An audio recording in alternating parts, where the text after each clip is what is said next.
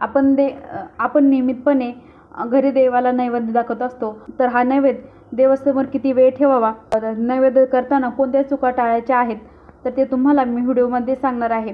पूजेनंतर किंवा घरी काही गोडधोड पदार्थ बनवल्यानंतर आपण देवाला त्याचा नैवेद्य अर्पण केला जातो आणि धार्मिक रूढी परंपरेनुसार देवाला नैवेद्य अर्पण करणे अत्यंत शुभ मानले जाते. खऱ्या भक्तिभावाने देवाच्या मूर्तीला अर्पण केलेला नैवेद्य देवाला मान्य होतो. उपासनेला नेहमीच महत्त्व असते, तर पूजा करताना अनेक गोष्टी काळजीपूर्वक करणे गरजेचे असते, जसं की नैवेद्य ताजा आणि स्वच्छ पद्धतीने बनवलेला असावा. याशिवाय नैवेद्याच्या संबंधित अनेक गोष्टी आणि नियम आहेत जे लक्षात ठेवायला हवेत. तर नैवेद्य अर्पण करताना कोणत्या गोष्टी लक्षात ठेवाव्यात आणि देवाला नैवेद्य अर्पण करताना या गोष्टीची काळजी देखील घ्यावी. तर देवाला अर्पण केलेला जाणारा नैवेद्य कोणत्या पात्रामध्ये दिला जात आहे हे देखील महत्त्वाचे आहे आणि नैवेद्य अर्पण करण्याचे भांडे सोने, माती किंवा पितळ धातूचे असेल तर खूप शुभ मानले जाते. या शेळी किंवा सुपारीच्या पाण्यात नैवेद्य अर्पण करण्याचा विशेष फायदा आहे. तुम्हाला जमेल तसा तुम्ही नैवेद्य अर्पण करू शकता.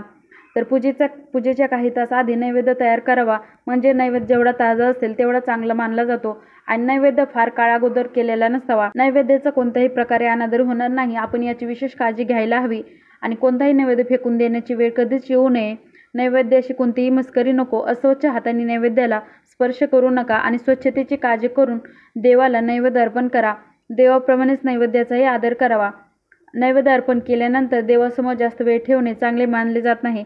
साधारणपणे 5 मिनिटे देवासमोर ठेवावा आणि नैवेद्य अर्पण केल्यानंतर 5 मिनिटांनी देव्हाऱ्यातून काढावा. नंतर झाकून स्वच्छ ठिकाणी ठेवावा किंवा इतर भक्तांना प्रसाद वाटावा. कोणताही नैवेद्य शुद्ध मानला जात असला तरी प्रत्येक देवतेचा आवडता नैवेद्य वेगवेगळा मानला जातो आणि देवी देवतांना आवडणारे पदार्थ नैवेद्यामध्ये अर्पण केल्यास देव प्रसन्न होतात. यामुळे उपासना सफल मानली जाते.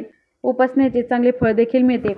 तर तुम्ही वरील दिलेल्या काही चुका करत असाल तर त्या चुका नक्की टाळा.